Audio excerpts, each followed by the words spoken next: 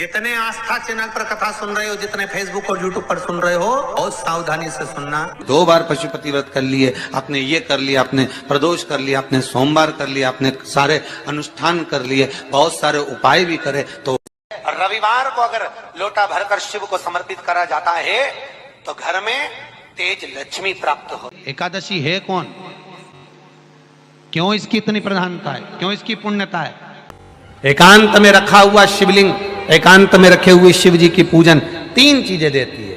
पहला, हमारी उम्र बढ़ाती है। दूसरा, बड़ी बीमारी शरीर में एकांत का शिवलिंग कभी नहीं आने देता। और तीसरा, हमारे जीवन में कभी वैभव की, सत्ता की और लक्ष्मी की कमी नहीं आने देता। ये एकांतेश्वर।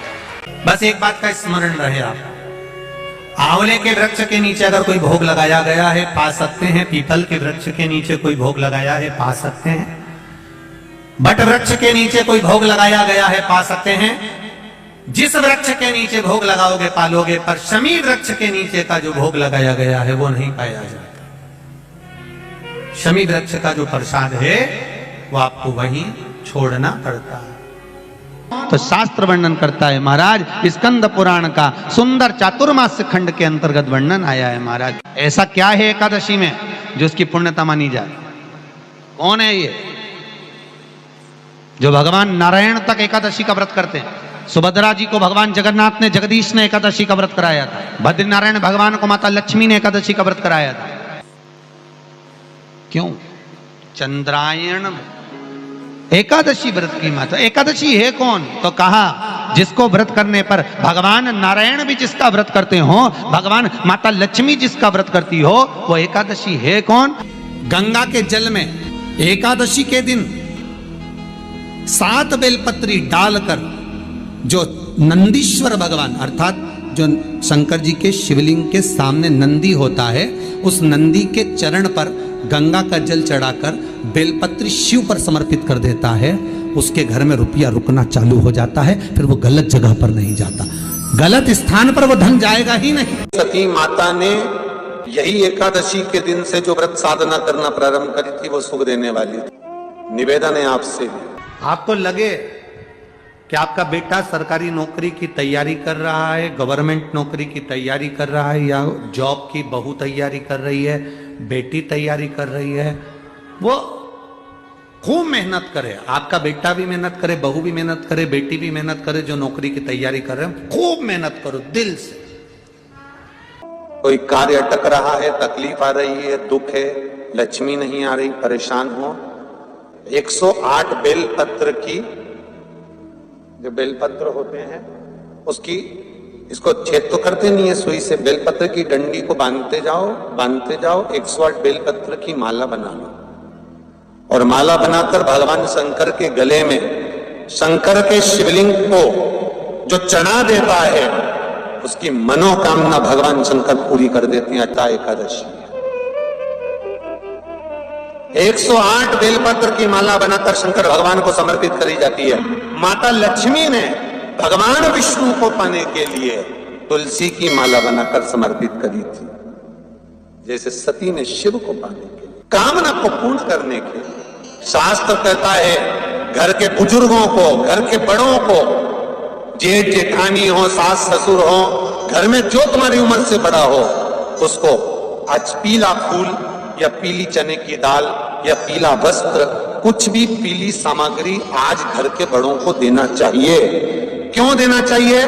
तो शिव महापुराण की कथा कहती है कि जो शुक्ल पक्षी की एकादशी के दिन पीली वस्तु का दान दे देता है, घर के किसी ब्राह्मण को देने नहीं जाना, किसी मंदिर में देने नहीं जाना, आपके ही घर में, आपके ही घर के बड़ों को कोई भी पीली चीज का दान कर सकते। फूल हो, मिठाई हो, कोई अनाज हो, कोई वस्त्र हो, पीली वस्तु का दान दे दो। क्यों होगा? क्या होगा उससे? शिव महापुराण की कथा कहती है उससे जिंदगी में कभी बड़ी बीमारी प्रवेश नहीं करती। सनातन धर्म कहता है वट वृक्ष की पूजन करने वाला, वट वृक्ष के नीचे शिव की आराधना करने वाला, लोम समर्पित कर जल चढ़ाने वाले का जैसे कर्ज मुक्ति होती है, उसी तरह आंवले के वृक्ष के नीचे मात्र ताजा मिष्ठान दूध का बनाकर उस सामग्री को भगवान आंवले के वृक्ष के नीचे पूजन करने से लक्ष्मी और संपदा की वृद्धि होती है। जैसे शमी का पौधा, शमी का वृक्ष, शमी के वृक्ष के नीचे मात्र दूध और जल मिला हुआ जल, शमी के वृक्ष के नीचे मात्र ओघड़दानी अवधूतेश्वर महादेव के नाम से केवल हफ्ते में एक बार भी अगर दूध और जल का मिश्रण शमी के पौधे के नीचे कर दिया जाता है तो कहते हैं शरीर में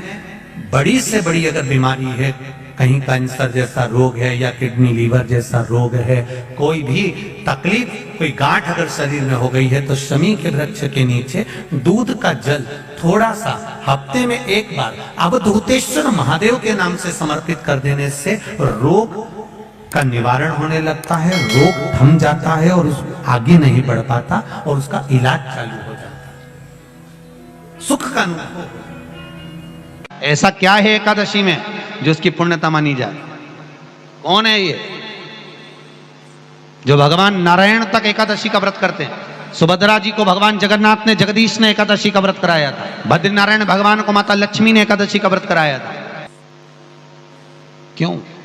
चंद्रायण एकादशी व्रत की माता। एकादशी है कौन? तो कहा जिसको व्रत करने पर भगवान नारायण भी जिसका व्रत करते हो, भगवान माता लक्ष्मी जिसका व्रत करती हो, वो एकादशी है कौन? तो शास्त्र वर्णन करता है महाराज, स्कंद पुराण का सुंदर चातुर्मास्य खंड के अंतर्गत वर्णन आया है महाराज।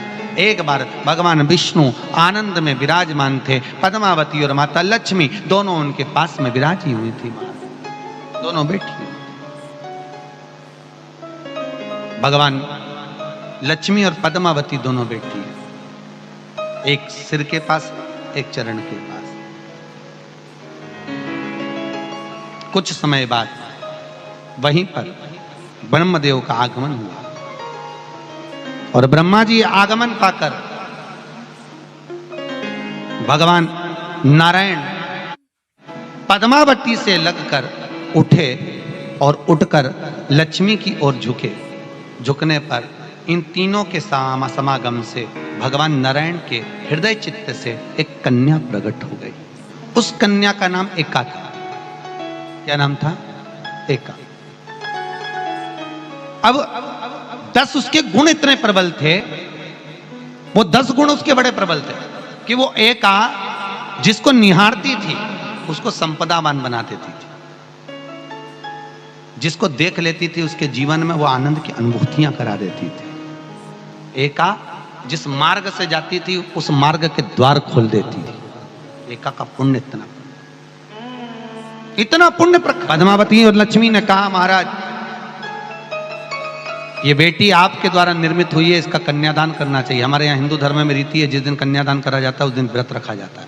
अब आजकल रखते कि नहीं रखते मालूम नहीं, और कन्यादान करते समय व्रत रखा जाता है।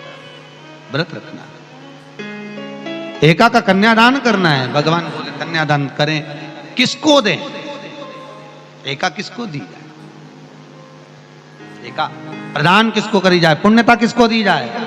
भगवान नारायण ने उसी समय लक्ष्मी और पद्मा से पूछा, तुम बताओ। पद्मा लक्ष्मी दोनों एका से पूछी, एका बताओ इसका पुण्य, हम आपका हस्त कमल आपको प्रदान किसको करें, हम किसको दें? एका कहती है पिताजी, भगवान से कहती है नाथ कृपा करिएगा, मेरे को अगर प्रदान करना चाहती हो, अगर मुझे देना चाहते हो तो एक काम करो। यदि आप देना चाहते हो तो भगवान एक काम, माता ने कहा कि पिताजी अगर कुछ देना चाहते हो तो ऐसी कृपा करो, संसार के मनुष्य अगर मृत्यु लोक में आकर के अंदर 2 एकादशी का भी पुण्य भाग अगर ग्रहण करते हैं तो ये एका उनकी होती है और वैकुंठ का राह खोल देती है।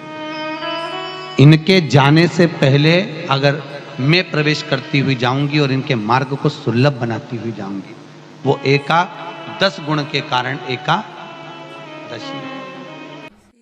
व्रत का सबसे पहला नियम एकादशी व्रत का सबसे पहला नियम है कि आप जिस दिन व्रत करो उसके एक दिन पहले भक्ति का संचार इस हृदय में करो।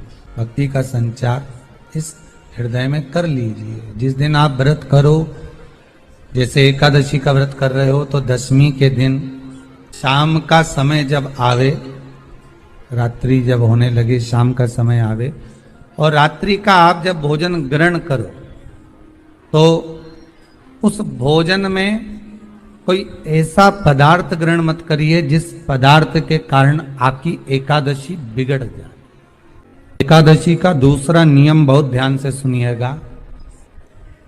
जिस दिन आपकी एकादशी का व्रत हो उस दिन प्रयास करिएगा कि अपने हाथ से किसी भी वृक्ष की कोई पत्ती टूटे, अपने हाथ से किसी भी वृक्ष की, पौधे की, किसी भी वृक्ष की पत्ती अपने हाथ से ना टूटे। बहुत ध्यान दीजिएगा महाराज। एकादशी का ये दूसरा नियम है कि अपने हाथ से किसी पौधे की, किसी वृक्ष की, किसी डाली की कोई पत्ती ना टूटे, इसका प्रयास करिए। यहाँ पर तीसरे नंबर का जो, चौथे नंबर का जो उपाय बताया है, उपवास करने का जो नियम बताया, उसमें वर्णन किया एकादशी के दिन अगर आपका व्रत है तो आप भूलवश भी डब्बे में रखी हुई रोटी गाय को ना देते हुए कुछ थोड़ा सा फलहार, कोई केला, कोई सेब, जो आप खाते हो, अंगूर, पपीता, जो आप ग्रहण कर रहे हो उसका थोड़ा सा भाग आप गाय को प्रदान करो। श्री शिवाय नमस्तुभ्यम। सब बोलिए एक बार जमकर, श्री शिवाय नमस्तुभ्यम। प्रैक्टिकल जरूर करना, कहीं सियोर वाला महाराज झूठ तो नहीं बोल रहा। शास्त्रों की बातें हमारे जीवन में हमें सुख प्रदान करे, इसलिए इस भाव का आनंद करते हुए आज की कथा को विराम देते हैं। श्री शिवाय नमस्तुभ्यम। मेरे चैनल को सब्सक्राइब करें, बेल आइकन प्रेस करें, जिससे कि आपको लेटेस्ट वीडियो की नोटिफिकेशन मिल जाएगी।